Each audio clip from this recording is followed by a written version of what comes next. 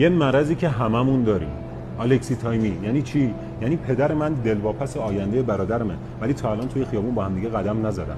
خواهر من نگران فشار کاری پدرمه ولی تا الان از خواسته‌های خودش کم نکرده که پدر من توی آرامش باشه. مادر من هر شب با فکر خوشبختی من میخوابه ولی تا الان از من نپرسیده چی تو رو خوشحالت میکنه.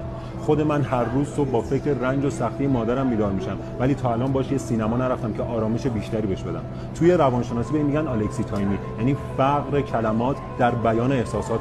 یک مریضیه که هممون داریم، احساساتمون رو پنهان میکنیم، تکلیفمون با خودمون مشخص نیست، همدیگه رو دوست داریم، شهامت دوست داشتن نداریم، دلتنگ همدیگه هستیم ولی وقتی همدیگه رو میبینیم لالمونی میگیریم. انقدر این احساساتمون رو پنهان میکنیم تا آخر سر عزیزمون رو از دست میدیم و مجبوریم تا آخر عمر بریم سر مزارش واسش گل ببریم.